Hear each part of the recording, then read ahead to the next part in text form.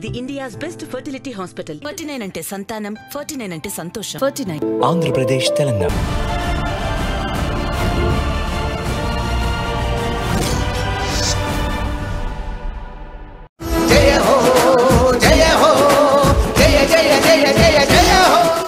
మన ప్రియతమ ముఖ్యమంత్రి శ్రీ కల్వకుంట్ల చంద్రశేఖరరావు ఎలియాస్ కేసీఆర్ సీమాంధ్ర పాలకుల చెర నుంచి రాష్ట్రాన్ని విడిపించారు. మరి ఆ రాష్ట్రాన్ని అభివృద్ధి చేయడం ఎవరి బాధ్యత? కరెంటు కోతలు, రైతులకు సాగునీరు లేదు, ప్రజలకు తాగునీరు లేదు, రహదారులు మరీ ఘోరం, అభివృద్ధి శూన్యం, ఒక్క భారీ నీటిపారుదల ప్రాజెక్టు లేదు. ఇలాంటి తెలంగాణను అభివృద్ధి పథంలో నడిపే గురుతర బాధ్యతను తమ విప్లవ నాయకుడు కేసీఆర్ కి అప్పగించారు ప్రజలు. మొదటి ఎన్నికల్లో ఘన విజయం సాధించి ముఖ్యమంత్రిగా పగ్గాలు చేపట్టారు. ఇక అప్పటి నుంచి తెలంగాణ రాష్ట్రం ప్రగతి పథంలో అలుపు సొలుపు లేకుండా పరుగులెడుతూనే ఉంది. తాను కష్టపడి సాధించుకున్న ఆత్మగౌరవ కేతనాన్ని వీధుల్లో ఎగురవేయటానికి కేసీఆర్ నిద్రాహారాలు లేకుండా శ్రమించారు. ఫలితంగా పేద ప్రజల సంక్షేమం కోసం డజన్ల కొద్దీ పథకాలను ప్రవేశపెట్టారు. వాటిలో ప్రధానమైంది పెన్షన్ల మొత్తాన్ని ఒకేసారి 5 రెట్లు పెంచటం. వృద్ధులకు జీవితం మీద ఆశలు చిగురింపచేసే ఈ పథకాన్ని కేసీఆర్ ఎంతో సహృదయంతో అమలు చేస్తూ ఒక బిడ్డలా వారి బతుకులకు భరోసా ఇచ్చారు. ఇక కళ్యాణ లక్ష్మి, కంటి వెలుగు, ఆసరా, కేసీఆర్ కిట్, హరితహారం, ఆరోగ్యశ్రీ, గురుకుల పాఠశాలలు ఇలాంటి పథకాలకు లెక్కే లేదు. వీటన్నింటినీ మించింది 80,000 కోట్ల రూపాయలతో తలకెత్తుకున్న కాళేశ్వరం ప్రాజెక్ట్. తెలంగాణ నేల గోదావరికి ఎగువ భాగాన ఉండడంతో దాదాపు 600 అడుగుల దిగువన ఉన్న గోదావరి నీటిని ఎత్తిపోతల పథకం ద్వారా పుడమి మీదికి తీసుకురావాలని కేసీఆర్ తలపెట్టిన మహాసంకల్పం కేవలం 3 ఏళ్లలో ఫలించి గోదావరి నీళ్లు తెలంగాణ భూమిని తడిపి సస్యశ్యామలం చేశాయి. దానికి అనుబంధంగా మల్లన్న సాగర్ రిజర్వాయర్ను నిర్మించారు కేసీఆర్. ఈ పథకం ద్వారా రాబోయే 100 సంవత్సరాల వరకు హైదరాబాద్లో నీటి కరువే ఉండదు. ఆ రోజు నేను ఒకటే మాట చెప్పిన, గోదావరి నీళ్లు తెచ్చి కొమిరెల్లి మల్లన్న పాదాభిషేకాలను అభిషేకిస్తాం, ఈ ప్రాంతాన్ని సస్యశ్యామలం చేస్తామని చెప్పినాం. అంటే ఎంతో మనసు పెట్టి, హృదయం పెట్టి, ఎన్ని అవాంతరాలు వచ్చినా, ఎంతమంది దుర్మార్గులు ఎన్ని రకాల నిందలు పెట్టినా బెరవకుండా ముందుకు పోయినాం. చాలా చాలా నిబద్ధతతోని, క్రమశిక్షణతోని, కడుపు నోరు కట్టుకొని పూర్తి అవినీతి రహితంగా 100కు 100% అవినీతి రహితంగా ఎప్పటికప్పుడు కాంట్రాక్టర్లను కూడా ప్రోత్సహిస్తూ వెనుదడుతూ ముందుకు సాగితే ఇలా సాకారమైంది మల్లన్న సాగర్ ప్రాజెక్ట్. ఇది ఒక మల్లన్న సాగర్ కాదు, ఇది తెలంగాణ జన హృదయ సాగరం, తెలంగాణ జల చరిత్ర సాగరం, తెలంగాణ మొత్తాన్ని జలాలతోని అభిషేకించే సాగరం. కాళేశ్వరుడే కేసీఆర్ ను ఆవహించారా అన్నట్లు అత్యంత వేగంగా పూర్తయిన భారీ ప్రాజెక్ట్ ప్రపంచంలో ఇంతవరకు కాళేశ్వరం ఒక్కటే. అందుకే కేసీఆర్ జలయోధుడు. రైతులందరికీ ఉచితంగా 24 గంటల నాణ్యమైన విద్యుత్ అందించడంతో తెలంగాణలో ఆహార లక్ష్మి వీరనర్తనం చేసింది. జలసిరులు, ధాన్యసిరులతో రాష్ట్రం పులకించిపోయింది. దేశానికి అన్నం పెట్టే అన్నపూర్ణగా తెలంగాణ వాసికెక్కింది అంటే కేసీఆర్ పాలనా చాతుర్యం, దార్శనికత కారణం. రైతులకు జీవిత బీమా, రైతు బంధు పథకం ద్వారా ఎకరానికి ఏటేటా 10,000 రూపాయల పెట్టుబడి సాయం అందించడం ప్రపంచంలో ఒక్క కేసీఆర్ కు మాత్రమే సాధ్యమైంది. అందుకే కేసీఆర్ ను రైతు బాంధవుడిగా పూజించుకుంటోంది రైతులోకం. అలాగే కేసీఆర్ మదిలో పురుడు పోసుకున్న మరొక మహత్తరమైన పథకం దళిత బంధు. వెనుకబడిన దళిత కుటుంబాలకు 10 లక్షల వంతున ఆర్థిక సాయం అందించే ఈ పథకం భారతదేశ చరిత్రలోని కనీవిని ఎరుగనిది. ఒక్క కేసీఆర్ కు మాత్రమే ఈ పథకం సాధ్యం. ఎందుకంటే ఆయన నిజమైన దళిత బాంధవుడు కాబట్టి. మా దృష్టిలో కేసీఆర్ మరొక అంబేద్కర్ అంటున్నారు దళిత సోదరులు. ఇక కేసీఆర్ నాయకత్వంలో రాష్ట్రానికి పెట్టుబడులు వరదల్లా రావటంతో వేలాది పరిశ్రమలు, లక్షల్లో ఉద్యోగాలతో నిరుద్యోగమన్నది నిన్నటి మాటయింది. లక్షల కోట్ల రూపాయల పెట్టుబడులతో భాగ్యనగరం ఒక ఖజానాగా మారింది అంటే అతిశయోక్తి కాదు. అందుకే లక్షలాది మంది జీవితాలకు స్థిరత్వం కలిగించిన కేసీఆర్ ను స్థితికారుడు విష్ణుమూర్తితో పోల్చుతున్నారు మేధావులు.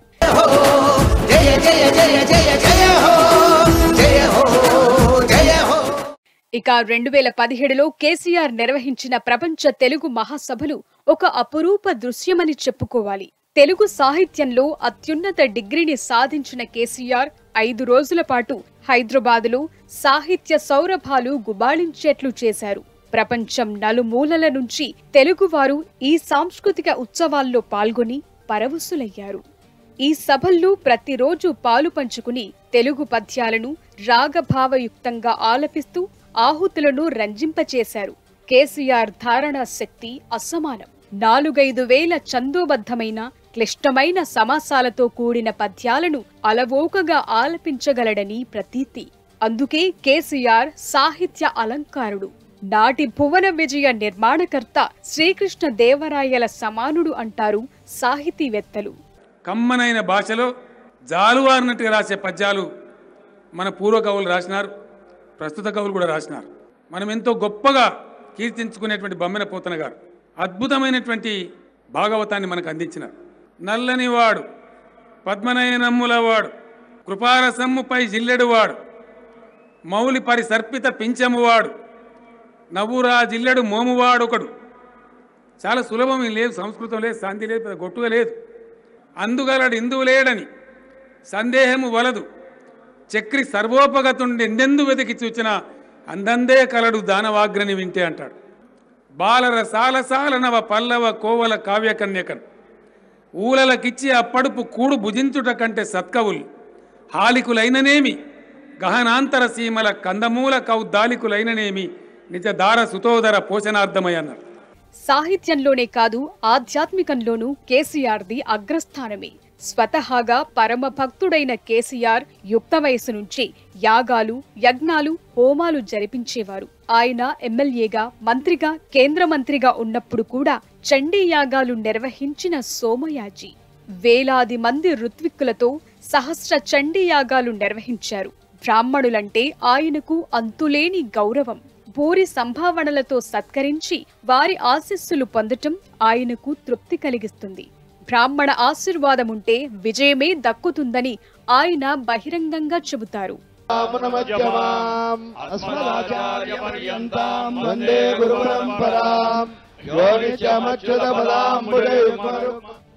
యాదాద్రి పునర్నిర్మాణం కేసీఆర్ జీవితంలో ఒక మేలిమలుపు. సాక్షాత్తు లక్ష్మీ నరసింహుడే కేసీఆర్ స్వప్నంలో కనిపించి ఆదేశించారేమో అన్నట్లు సుమారు 1500 కోట్ల రూపాయల భారీ వ్యయంతో యాదాద్రి ఆలయాన్ని ఎవ్వరూ గుర్తుపట్టలేనంత వైభవంగా పునర్నిర్మించారు కేసీఆర్. దేశంలోని ఏ ముఖ్యమంత్రి కూడా ఇంతటి సాహసానికి పూనుకోలేదు. దగ్గరుండి మరీ ఆలయాన్ని కట్టించి ఆధ్యాత్మిక రంగానికి అనుపమానమైన సేవలు అందించి భక్తవరేణ్య కేసీఆర్ అనిపించుకున్నారు.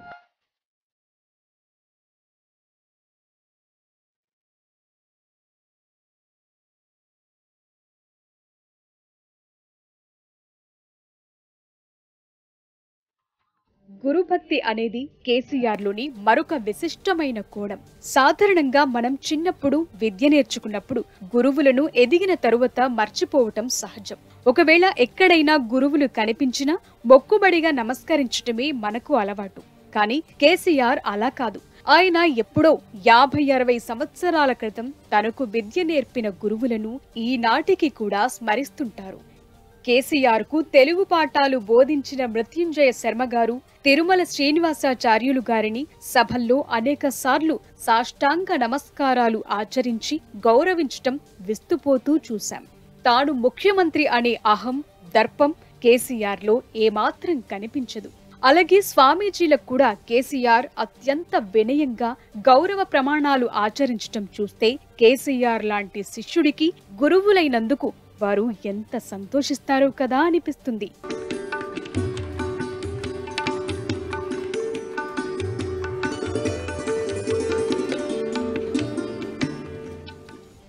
ఇటీవలే కేసీఆర్ తీసుకున్న ఒక అపూర్వమైన నిర్ణయం రాష్ట్ర ప్రభుత్వంలోని సుమారు 80,000 ఖాళీలను నింపటం. ఈ నిర్ణయం గతంలో ఎవరూ తీసుకోవటానికి కనీసం ప్రయత్నం కూడా చేయలేదు. కేసీఆర్ తెలంగాణ కోసం కొట్లాడింది నీళ్లు, నిధులు, నియామకాల కోసం. నీళ్లు, నిధులు ఇప్పటికే దండిగా సాధించిన కేసీఆర్ ఇప్పుడు నియామకాలను కూడా పూర్తి చేయటం ద్వారా తెలంగాణ సాధన ఆశయాలను సంపూర్ణంగా నెరవేర్చి తెలంగాణ బాంధవుడిగా, తెలంగాణ తల్లి ముద్దుబిడ్డగా తన జీవితాన్ని ధన్యం చేసుకున్నారు. ఇలా కేసీఆర్ లోని వ్యక్తిని పరిశీలిస్తే విభిన్న పార్శ్వాలు కనిపిస్తాయి.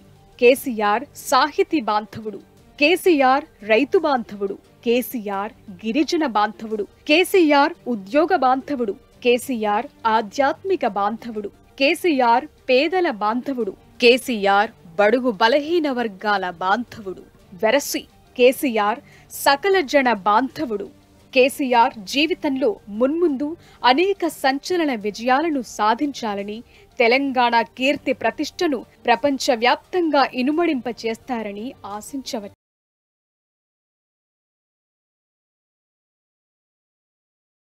ప్రియతమ ముఖ్యమంత్రి శ్రీ కల్వకుంట్ల చంద్రశేఖరరావు ఎలియాస్ కేసీఆర్ సీమాంధ్ర పాలకుల చెర నుంచి రాష్ట్రాన్ని విడిపించారు. మరి ఆ రాష్ట్రాన్ని అభివృద్ధి చేయడం ఎవరి బాధ్యత? కరెంటు కోతలు, రైతులకు సాగునీరు లేదు, ప్రజలకు తాగునీరు లేదు, రహదారులు మరీ ఘోరం, అభివృద్ధి శూన్యం, ఒక్క భారీ నీటిపారుదల ప్రాజెక్టు లేదు. ఇలాంటి తెలంగాణను అభివృద్ధి పథంలో నడిపే గురుతర బాధ్యతను తమ విప్లవ నాయకుడు కేసీఆర్ కి అప్పగించారు ప్రజలు. మొదటి ఎన్నికల్లో ఘన విజయం సాధించి ముఖ్యమంత్రిగా పగ్గాలు చేపట్టారు. ఇక అప్పటి నుంచి తెలంగాణ రాష్ట్రం ప్రగతి పథంలో అలుపు సొలుపు లేకుండా పరుగులెడుతూనే ఉంది. తాను కష్టపడి సాధించుకున్న ఆత్మగౌరవ కేతనాన్ని వీధుల్లో ఎగురవేయటానికి కేసీఆర్ నిద్రాహారాలు లేకుండా శ్రమించారు. ఫలితంగా పేద ప్రజల సంక్షేమం కోసం డజన్ల కొద్దీ పథకాలను ప్రవేశపెట్టారు. వాటిలో ప్రధానమైంది పెన్షన్ల మొత్తాన్ని ఒకేసారి 5 రెట్లు పెంచటం. వృద్ధులకు జీవితం మీద ఆశలు చిగురింపచేసే ఈ పథకాన్ని కేసీఆర్ ఎంతో సహృదయంతో అమలు చేస్తూ ఒక బిడ్డలా వారి బతుకులకు భరోసా ఇచ్చారు. ఇక కళ్యాణ లక్ష్మి, కంటి వెలుగు, ఆసరా, కేసీఆర్ కిట్, హరితహారం, ఆరోగ్యశ్రీ, గురుకుల పాఠశాలలు ఇలాంటి పథకాలకు లెక్కే లేదు. వీటన్నింటినీ మించింది 80,000 కోట్ల రూపాయలతో తలకెత్తుకున్న కాళేశ్వరం ప్రాజెక్ట్. తెలంగాణ నేల గోదావరికి ఎగువ భాగాన ఉండడంతో దాదాపు 600 అడుగుల దిగువన ఉన్న గోదావరి నీటిని ఎత్తిపోతల పథకం ద్వారా పుడమి మీదికి తీసుకురావాలని కేసీఆర్ తలపెట్టిన మహాసంకల్పం కేవలం 3 ఏళ్లలో ఫలించి గోదావరి నీళ్లు తెలంగాణ భూమిని తడిపి సస్యశ్యామలం చేశాయి. దానికి అనుబంధంగా మల్లన్న సాగర్ రిజర్వాయర్ను నిర్మించారు కేసీఆర్. ఈ పథకం ద్వారా రాబోయే 100 సంవత్సరాల వరకు హైదరాబాద్లో నీటి కరువే ఉండదు. ఆ రోజు నేను ఒకటే మాట చెప్పిన, గోదావరి నీళ్లు తెచ్చి కొమిరెల్లి మల్లన్న పాదాభిషేకాలను అభిషేకిస్తాం, ఈ ప్రాంతాన్ని సస్యశ్యామలం చేస్తామని చెప్పినాం. అంటే ఎంతో మనసు పెట్టి, హృదయం పెట్టి, ఎన్ని అవాంతరాలు వచ్చినా, ఎంతమంది దుర్మార్గులు ఎన్ని రకాల నిందలు పెట్టినా బెరవకుండా ముందుకు పోయినాం. చాలా చాలా నిబద్ధతతోని, క్రమశిక్షణతోని, కడుపు నోరు కట్టుకొని పూర్తి అవినీతి రహితంగా 100కు 100% అవినీతి రహితంగా ఎప్పటికప్పుడు కాంట్రాక్టర్లను కూడా ప్రోత్సహిస్తూ వెనుదడుతూ ముందుకు సాగితే ఇలా సాకారమైంది మల్లన్న సాగర్ ప్రాజెక్ట్. ఇది ఒక మల్లన్న సాగర్ కాదు, ఇది తెలంగాణ జన హృదయ సాగరం, తెలంగాణ జల చరిత్ర సాగరం, తెలంగాణ మొత్తాన్ని జలాలతోని అభిషేకించే సాగరం. కాళేశ్వరుడే కేసీఆర్ ను ఆవహించారా అన్నట్లు అత్యంత వేగంగా పూర్తయిన భారీ ప్రాజెక్ట్ ప్రపంచంలో ఇంతవరకు కాళేశ్వరం ఒక్కటే. అందుకే కేసీఆర్ జలయోధుడు. రైతులందరికీ ఉచితంగా 24 గంటల నాణ్యమైన విద్యుత్ అందించడంతో తెలంగాణలో ఆహార లక్ష్మి వీరనర్తనం చేసింది. జలసిరులు, ధాన్యసిరులతో రాష్ట్రం పులకించిపోయింది. దేశానికి అన్నం పెట్టే అన్నపూర్ణగా తెలంగాణ వాసికెక్కింది అంటే కేసీఆర్ పాలనా చాతుర్యం, దార్శనికత కారణం. రైతులకు జీవిత బీమా, రైతు బంధు పథకం ద్వారా ఎకరానికి ఏటేటా 10,000 రూపాయల పెట్టుబడి సాయం అందించడం ప్రపంచంలో ఒక్క కేసీఆర్ కు మాత్రమే సాధ్యమైంది. అందుకే కేసీఆర్ ను రైతు బాంధవుడిగా పూజించుకుంటోంది రైతులోకం. అలాగే కేసీఆర్ మదిలో పురుడు పోసుకున్న మరొక మహత్తరమైన పథకం దళిత బంధు. వెనుకబడిన దళిత కుటుంబాలకు 10 లక్షల వంతున ఆర్థిక సాయం అందించే ఈ పథకం భారతదేశ చరిత్రలోని కనీవిని ఎరుగనిది. ఒక్క కేసీఆర్ కు మాత్రమే ఈ పథకం సాధ్యం. ఎందుకంటే ఆయన నిజమైన దళిత బాంధవుడు కాబట్టి. మా దృష్టిలో కేసీఆర్ మరొక అంబేద్కర్ అంటున్నారు దళిత సోదరులు. ఇక కేసీఆర్ నాయకత్వంలో రాష్ట్రానికి పెట్టుబడులు వరదల్లా రావటంతో వేలాది పరిశ్రమలు, లక్షల్లో ఉద్యోగాలతో నిరుద్యోగమన్నది నిన్నటి మాటయింది. లక్షల కోట్ల రూపాయల పెట్టుబడులతో భాగ్యనగరం ఒక ఖజానాగా మారింది అంటే అతిశయోక్తి కాదు.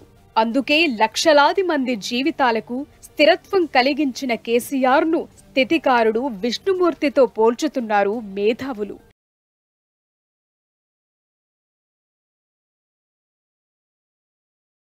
ఇక 2017లో కేసీఆర్ నిర్వహించిన ప్రపంచ తెలుగు మహాసభలు ఒక అపురూప దృశ్యమని చెప్పుకోవాలి.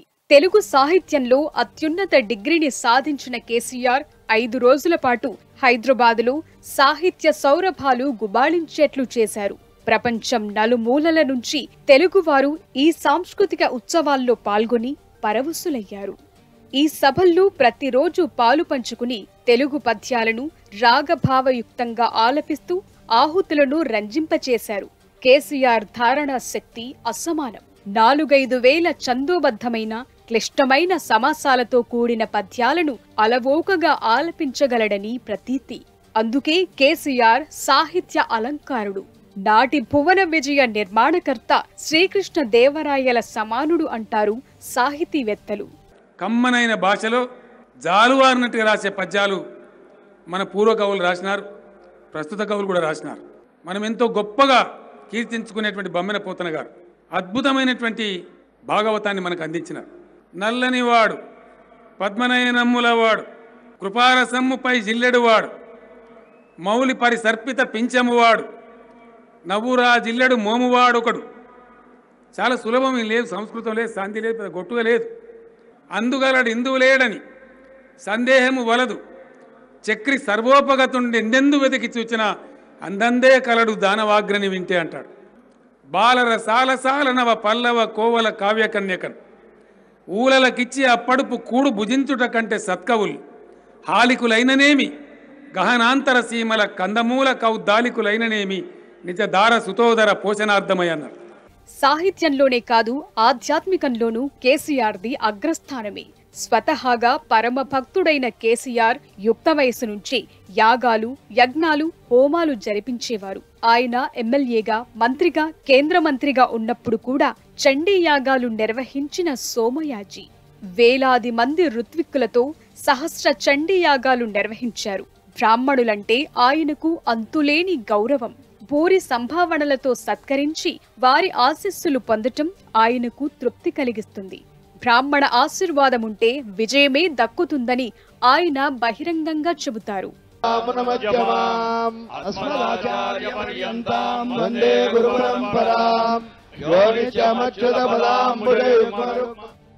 యాదాద్రి పునర్నిర్మాణం కేసీఆర్ జీవితంలో ఒక మేలిమలుపు.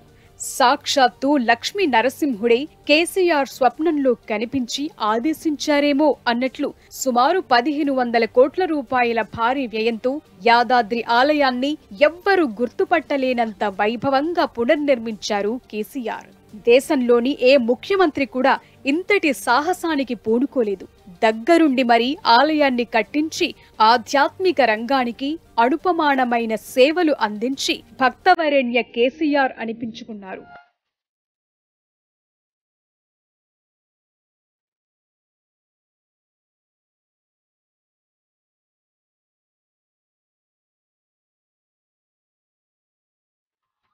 గురుభక్తి అనేది కేసీఆర్లోని మరొక విశిష్టమైన కోణం.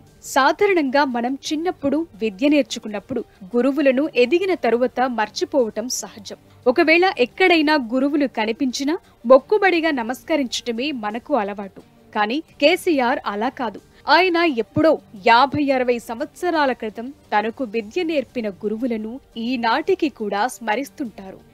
కేసీఆర్ కు తెలుగు పాఠాలు బోధించిన మృత్యుంజయ శర్మ గారు, తిరుమల శ్రీనివాసాచార్యులు గారిని సభల్లో అనేకసార్లు సాష్టాంగ నమస్కారాలు ఆచరించి గౌరవించటం విస్తుపోతూ చూశాం. తాను ముఖ్యమంత్రి అనే అహం, దర్పం కేసీఆర్లో ఏమాత్రం కనిపించదు. అలాగే స్వామీజీలకు కూడా కేసీఆర్ అత్యంత వినయంగా గౌరవ ప్రమాణాలు ఆచరించటం చూస్తే కేసీఆర్ లాంటి శిష్యుడికి గురువులైనందుకు వారు ఎంత సంతోషిస్తారో కదా.